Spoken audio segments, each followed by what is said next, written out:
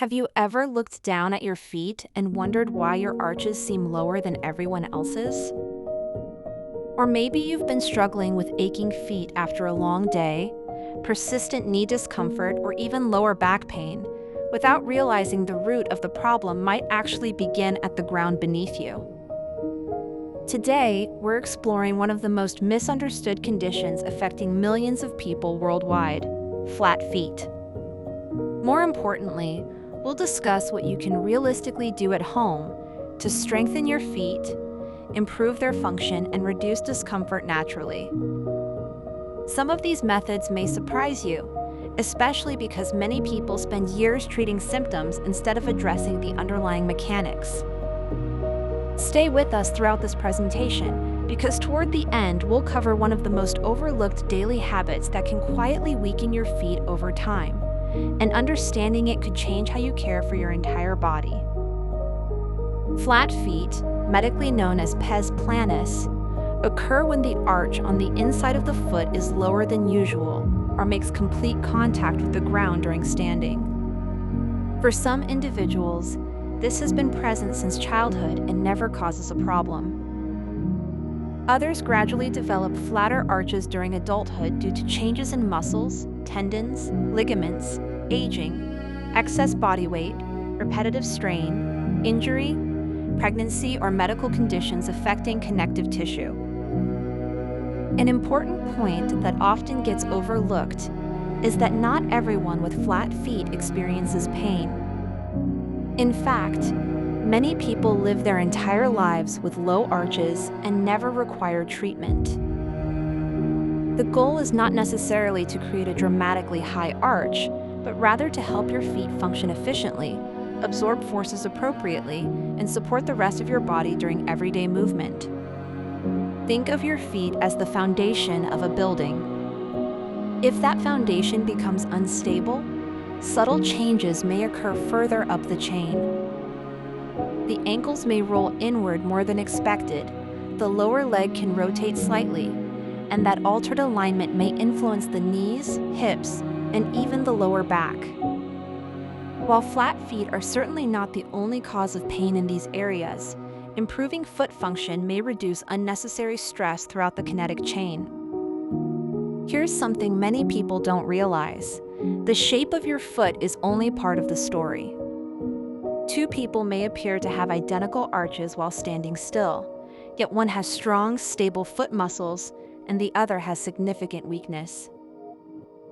It's not simply about appearance, it's about how your feet perform during movement.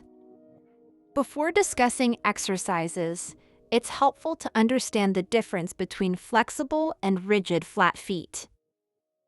Flexible flat feet are much more common. The arch appears when sitting or standing on tiptoes, but lowers while bearing weight. These feet often respond well to strengthening exercises, improved footwear, and mobility training. Rigid flat feet are different. The arch remains absent regardless of position and may be associated with arthritis, previous injury, congenital conditions, or structural abnormalities. These cases deserve evaluation by a healthcare professional because treatment may be very different.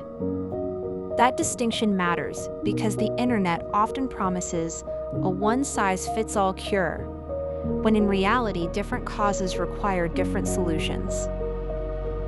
Now let's discuss something encouraging. Your feet contain more than 100 muscles, tendons, and ligaments, working together with 26 bones and 33 joints. Many of these structures can become stronger through regular training, just like muscles elsewhere in your body. Our first focus is awakening the intrinsic foot muscles. These are the small stabilizing muscles located entirely within the foot itself. Although they don't receive much attention, they contribute to balance, arch support, and efficient walking. One effective exercise is often called the short foot exercise. Sit comfortably with both feet flat on the floor. Without curling your toes, imagine gently shortening your foot by drawing the ball of your foot toward your heel. Your arch should rise slightly, but your toes remain relaxed. Hold this contraction for about 5 seconds before relaxing. The movement is subtle. Many people initially think they aren't doing anything at all, yet these small muscles are working intensely. Perform 10-15 repetitions, rest briefly, and repeat for 2 or 3 sets. Consistency matters much more than force. If you've made it this far, you're already ahead of many people searching for quick fixes online. In just a few moments, we'll cover one exercise that physical therapists frequently recommend because it targets a muscle that plays a crucial role in supporting the inside of the foot during walking. Another excellent drill involves towel gathering. Place a small towel flat on the floor while seated. Keeping your heel planted, slowly use your toes to gather the towel toward you. Once you've pulled it completely underneath your foot, straighten it and repeat for about 1 minute. This simple movement develops coordination, toe strength, and endurance within the foot. As it becomes easier, you can gradually increase the challenge by placing a small, lightweight object on the far end of the towel. The additional resistance should remain modest. The goal is controlled movement rather than maximum effort. Toe control is another overlooked component of healthy foot mechanics. Many adults have surprisingly poor independent toe movement because modern footwear often limits natural toe motion. Try spreading your toes apart as wide as comfortably possible and holding that position for several seconds. Then relax and repeat. While it seems almost too simple, improving toe mobility can enhance balance and encourage better activation of the muscles responsible for stabilizing the forefoot. Now let's move upward toward the ankle. One of the most important muscles involved in maintaining the medial arch is the tibialis posterior. Weakness in this muscle has been associated with reduced arch support in some individuals and can contribute to discomfort during prolonged standing or walking. A practical strengthening exercise uses a resistance band. Sit with your leg extended and loop the band around the front of your foot. Anchor the other end so the band gently pulls your foot outward. Slowly rotate your foot inward against the resistance while keeping the movement controlled. Return gradually to the starting position. Focus on quality rather than speed. 10 to 15 repetitions performed with excellent control are generally more beneficial than rushing through 30. Here's a question worth asking yourself. Have you ever noticed that your feet become more tired when walking barefoot on hard floors than when walking outdoors on natural ground? Near the end of this video, we'll explain why different surfaces can influence muscle activity and comfort, and it's a fascinating piece of the puzzle. Another area that deserves attention is calf flexibility. Tight calf muscles can limit ankle movement, encouraging compensatory motion elsewhere in the foot. A simple wall calf stretch performed with the back knee straight targets the gastrocnemius muscle, while slightly bending the back knee emphasizes the deeper soleus muscle. Hold each stretch for approximately 30 seconds without bouncing and repeat several times throughout the day if you notice persistent tightness. Mobility of the big toe also plays a surprisingly important role. During normal walking, the big toe extends as you push off the ground. Limited movement here may alter walking mechanics and increase stress elsewhere in the foot. Gentle stretching of the big toe into extension within a comfortable range may help maintain healthy joint mobility. When progressing to standing exercises, balance becomes an excellent training tool. Stand near a sturdy chair or countertop for support if needed. Shift your weight onto one foot while maintaining your arch without gripping the floor with your toes. Hold for 15 to 30 seconds before switching sides. This exercise challenges not only the muscles within the foot, but also those of the ankle, lower leg, hips, and core, demonstrating how closely the entire body works together during standing and walking. As your balance improves, you'll likely notice something interesting. Standing on one foot isn't just strengthening your foot, it also challenges your brain. Tiny adjustments occur every second between your feet, ankles, knees, hips, eyes, and inner ear to keep you upright. This remarkable coordination is known as proprioception, or your body's awareness of its position in space. Improving proprioception can reduce the risk of falls, improve athletic performance, and help your feet respond more efficiently to uneven surfaces. Once standing on one foot becomes comfortable, increase the challenge by performing the exercise on a folded towel or a foam balance pad. The slightly unstable surface encourages the small stabilizing muscles throughout the foot and ankle to work even harder. Remember, however, that quality always comes before difficulty. If your foot begins to collapse inward or your balance becomes uncontrolled, return to an easier variation until your strength improves. Here's something fascinating that many people don't know. Every step you take generates forces that can equal 1 to 3 times your body weight. During running, those forces become even greater. That means your feet absorb thousands of pounds of cumulative force every single day. Understanding how to help them cope with these demands may explain why some people remain comfortable for decades while others develop persistent discomfort. Now let's discuss footwear, because shoes can either support healthy movement or unintentionally contribute to poor mechanics. One of the most common misconceptions is that every person with flat feet requires expensive specialty shoes. The truth is much more individualized.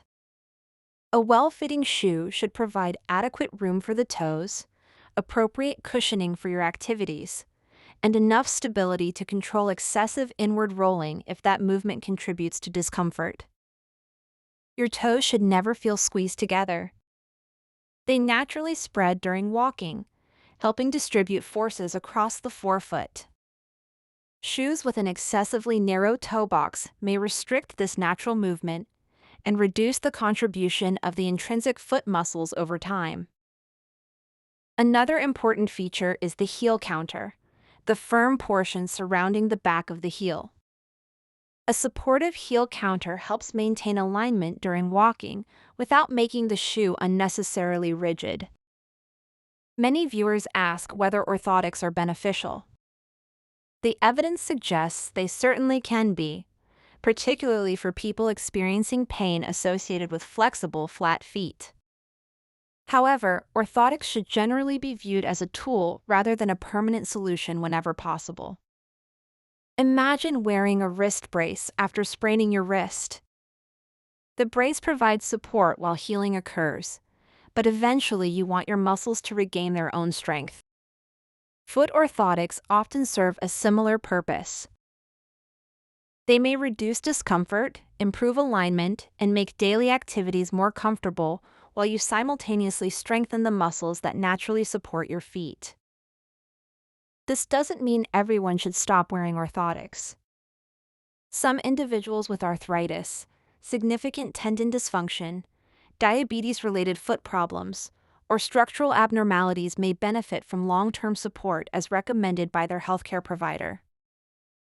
The key is recognizing that strengthening exercises remain valuable, whether or not orthotics are used.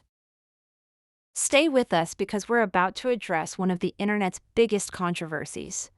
Should people with flat feet walk barefoot?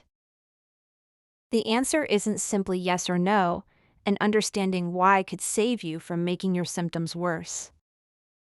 Barefoot walking has become increasingly popular over the past decade. Some proponents suggest it strengthens the feet, improves balance, and restores more natural movement patterns. Research does indicate that walking barefoot on appropriate surfaces can increase activation of several intrinsic foot muscles. However, Context matters enormously. If your feet are already painful after standing for short periods, immediately switching to several hours of barefoot walking may overload tissues that are not yet prepared for those demands. Instead, gradual progression is usually much safer. Begin with just a few minutes each day on safe, clean, forgiving surfaces such as grass, carpet, or smooth indoor flooring if comfortable. As strength and endurance improve, the duration can slowly increase. Individuals with diabetes, peripheral neuropathy, poor circulation, or reduced sensation should be particularly cautious about walking barefoot because even small injuries may go unnoticed and become serious. Let's also talk about walking technique, because how you walk can influence how forces move through your body. Many people take short, hurried steps while landing heavily on their heels. Although heel contact itself is perfectly normal, excessively forceful landings combined with weak foot muscles may increase repetitive stress. Instead, think about walking with smooth, controlled steps. Allow your foot to roll naturally from heel to midfoot and finally toward the toes before pushing off with the big toe. Avoid gripping the floor with your toes, as this often creates unnecessary tension rather than improved stability. Your posture also matters more than you might expect. Looking forward instead of downward, relaxing your shoulders, and maintaining gentle engagement through your core allows forces to distribute more evenly throughout the body. Now let's consider body weight. Every additional kilogram of body weight increases the load experienced by your feet with each step. This doesn't mean everyone with flat feet needs to lose weight, but for individuals carrying excess weight, even modest reductions can significantly decrease mechanical stress on the feet, ankles, knees, and hips. Equally important is regular physical activity. Walking, swimming, cycling, and low-impact strength training all contribute to healthier muscles, improved circulation, and better overall joint function. Nutrition deserves attention as well, although it cannot change the shape of your arches. A balanced eating pattern rich in vegetables, fruits, legumes, whole grains, nuts, seeds, healthy fats, and adequate protein provides the nutrients necessary for muscle recovery and connective tissue health. Omega-3 fatty acids found in oily fish, walnuts, and flaxseed may help support normal inflammatory balance within the body. Foods rich in vitamin C contribute to collagen formation, an important structural component of tendons and ligaments. Vitamin D and calcium remain essential for bone health, while magnesium plays an important role in normal muscle and nerve function. Hydration is another simple habit that often goes overlooked. Muscles and connective tissues function best when the body is adequately hydrated. While drinking more water won't eliminate flat feet, maintaining proper hydration supports overall physical performance and recovery. Here's another myth worth addressing. Some advertisements claim that a single device, insole, or exercise can permanently rebuild your arches within a few weeks. Current scientific evidence simply does not support such promises. For many adults, the shape of the arch is influenced by genetics and skeletal structure. What can often improve, however, is muscle strength, endurance, balance, walking efficiency, and comfort. These improvements can make a meaningful difference in daily life, even if the appearance of the arch changes very little. Another misconception is that pain automatically means damage. Mild muscle fatigue after beginning strengthening exercises is common, much like starting any new fitness routine. Sharp pain, swelling, increasing redness, or symptoms that worsen significantly should never be ignored. In the final part of this presentation, we'll put everything together into a practical daily routine that takes less than 15 minutes. We'll also discuss the warning signs that indicate it's time to consult a healthcare professional rather than continuing home exercises on your own. Those final recommendations could make all the difference between steady progress and delaying the treatment you truly need. Now let's bring everything together into a practical daily routine that you can realistically follow. One of the biggest reasons people abandon foot rehabilitation isn't because the exercises don't work, it is because the routine feels overwhelming. The good news is that consistency is far more important than perfection. Begin by spending 2 to 3 minutes gently warming up your feet and ankles. Simply walking around your home, slowly rising onto your toes, or making controlled ankle circles helps increase circulation and prepares the muscles for activity. Next, perform the short foot exercise for 2 to 3 sets of 10 to 15 repetitions, concentrating on quality rather than force. Remember, the goal is to gently activate the muscles supporting the arch without curling the toes. Follow this with approximately 1 minute of towel scrunches or marble pickups. These exercises improve dexterity, strengthen the smaller muscles of the foot, and enhance coordination. Continue with resistance band exercises, targeting the muscles along the inside of the lower leg. Complete 2 or 3 controlled sets of 10 to 15 repetitions, ensuring each movement is slow and deliberate. After strengthening, spend several minutes stretching your calf muscles and gently mobilizing the ankle joint. If your calves are consistently tight, consider performing these stretches twice daily. Finish your routine with single leg balance exercises. Start by holding your balance for 20 to 30 seconds on each side. As your confidence improves, gradually increase the duration or introduce gentle movement, such as slowly turning your head or reaching one arm forward while maintaining your balance. The entire routine can usually be completed in about 10 to 15 minutes. Performed consistently most days of the week, these simple exercises may gradually improve foot strength, balance, and comfort over time. One question almost everyone asks is, how long will it take before I notice results? The honest answer is that progress varies considerably between individuals. Some people begin noticing improvements in comfort or stability within 4 to 6 weeks of consistent exercise. Others, particularly those who have had long-standing weakness or tendon problems, may require several months of gradual strengthening before meaningful changes become apparent. The important thing to remember is that connective tissues such as tendons and ligaments adapt much more slowly than muscles. Patience and consistency almost always produce better long-term results than trying to progress too quickly. Here's an encouraging fact. Research consistently demonstrates that our muscles retain the ability to become stronger throughout life. Whether you are in your 30s, 50s, or 70s, appropriately prescribed strengthening exercises can improve muscle function. While age influences the speed of adaptation, it does not eliminate the body's remarkable capacity to improve. Let's also discuss activities that support healthy feet beyond formal exercise. Walking regularly on varied, safe surfaces encourages your feet to experience a wider range of movement than walking exclusively on flat concrete. If you enjoy nature, gentle trails or grassy parks may provide valuable opportunities for your muscles to respond to subtle changes in terrain.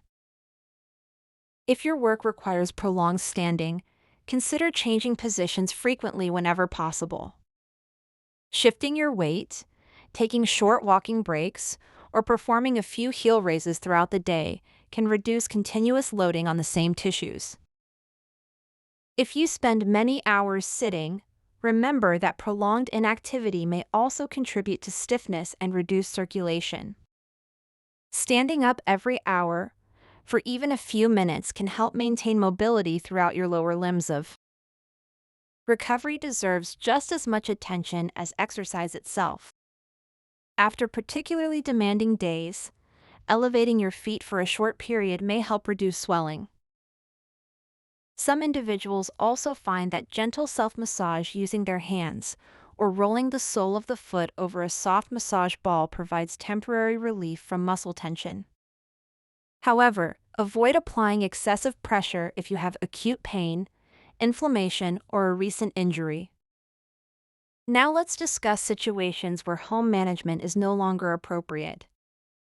Although many cases of flexible flat feet respond well to conservative treatment, certain symptoms should always prompt evaluation by a qualified healthcare professional.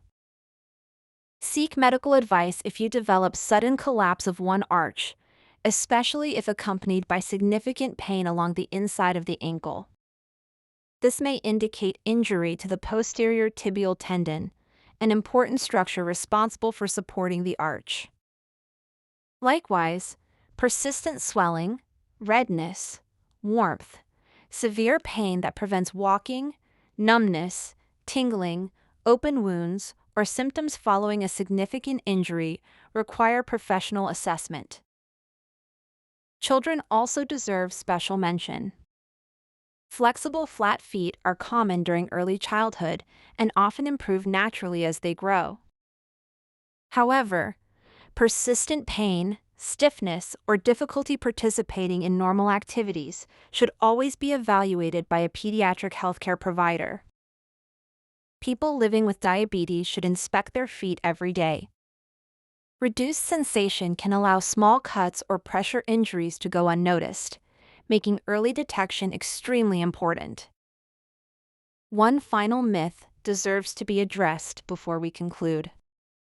Many people believe that having flat feet automatically means they should avoid exercise altogether. In reality, avoiding movement often leads to weaker muscles, reduced endurance, and even greater discomfort over time. Appropriately selected physical activity remains one of the most effective ways to support healthy joints, maintain muscle strength, improve circulation, and preserve mobility throughout life. The objective is not to eliminate movement. It is to choose movement that challenges the body without overwhelming it. As you continue your journey, remember that improvement is rarely perfectly linear. Some days your feet may feel stronger, while other days they may feel more tired, particularly after increased activity. Temporary fluctuations are normal and should not discourage you from maintaining healthy habits. Perhaps the most valuable lesson is this: your feet are remarkably adaptable. They support you through every walk, every workout, every climb up a flight of stairs, and every moment spent standing. Investing just a few minutes each day in their strength and mobility is an investment in your entire body's health. If today's presentation has helped you better understand flat feet, remember that education is one of the most powerful tools in preventive health.